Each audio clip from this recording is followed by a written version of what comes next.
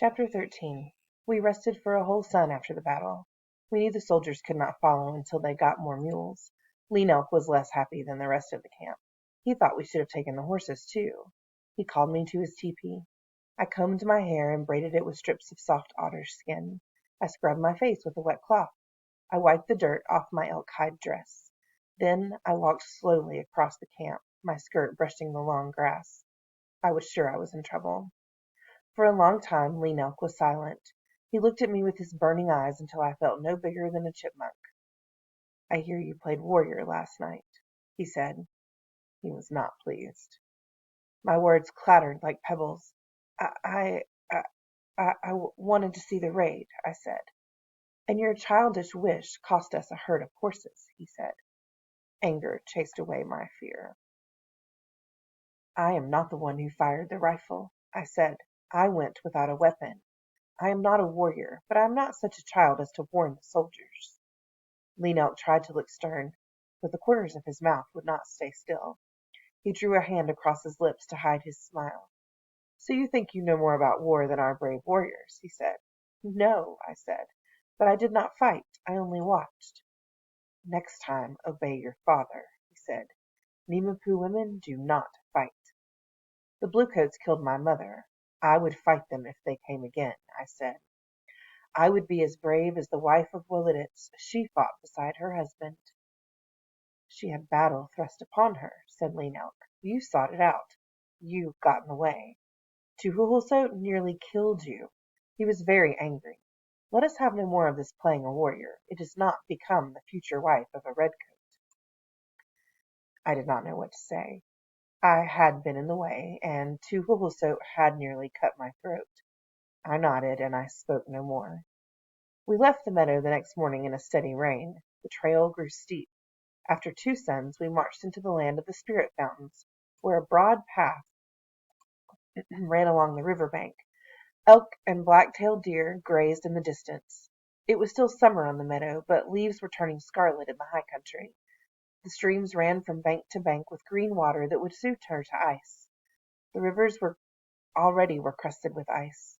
Chokecherries that puckered the tongue rattled dry and bitter on their stems, yet you could hold your breath, shut your eyes, make a face, and suck them down. This was a wondrous place. I had heard about its pools of churning mud and its fountains that sprayed into the heavens.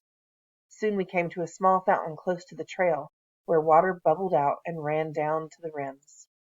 I stood beside the bubbling water and felt something move beneath my feet, cold with the earth's deepest cold. It grew warm and spread out. It rose around my body with the warmth of human breath. There was a great rumbling, and from the center of the pool white clouds of water spouted high above my head into a sky turned suddenly blue. We had stopped for food there when there was a great commotion. The scouts came riding in, but they were not alone. White settlers rode with them. 2 of the settlers were women. The one on a gray horse had seen as many snows as my mother.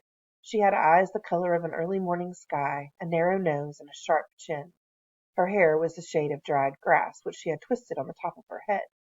She was so strange looking that I felt sorry for her. She wore many long skirts and sat with both legs on the same side of the horse. It seemed a foolish way to ride. The one on the spotted horse was younger, no older than I. She too sat sideways. Her eyes were green like spring grass. Her hair, the red gold of a setting sun, had come loose and hung around her shoulders. Her face was dirty.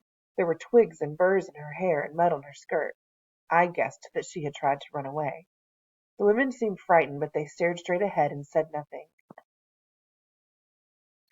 Chief Joseph walked over and put his hand on the bridle of the gray horse.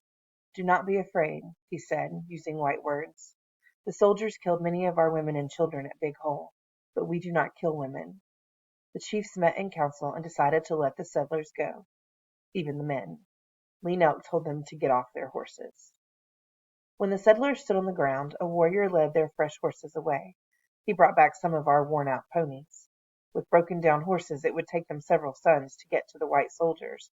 By then we would be far across the mountains. "You are free to go," said Lean Elk, "but do not spy on us." The settlers left quickly. They were glad to get away. A moon showed in the east beyond the towering peaks of the Absarokas when we saw the settlers again. Fires burned around the edge of our camp.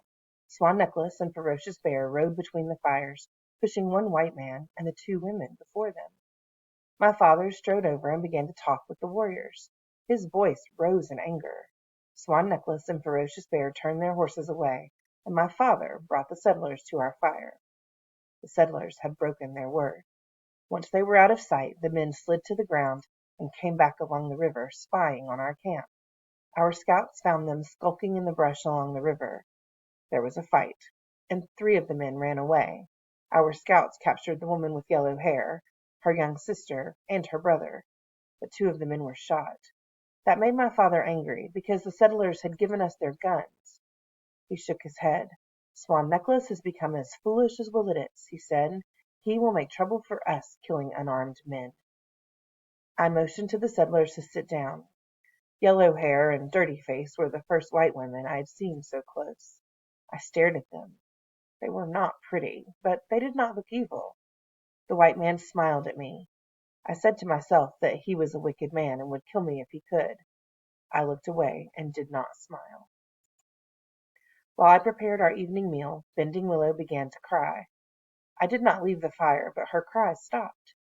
I heard soft murmurs and turned to see Yellow Hair rocking the cradle board. Soon Bending Willow was fast asleep. The settlers ate baked camas roots and antelope I cooked on sticks. They did not complain. After our meal the white man said some words in our tongue to Chief Joseph, but my father would not answer. He stared into the glowing coals. His heart was troubled. I knew he was worried about what to do with our prisoners. After our meal I sat beside the young green-eyed prisoner. She shrank back against the buffalo robe held up by stakes that protected us from the cold. I smiled and, touching my chest, said, "Sound of running feet." Then I waited. She did not say her name, so I touched her cheek and pointed to her chest. "Dirty Face," I said. She looked wildly from side to side. It was no use. She did not understand. That night the settlers slept in front of the fire next to our shelter. I gave them buffalo robes against the cold.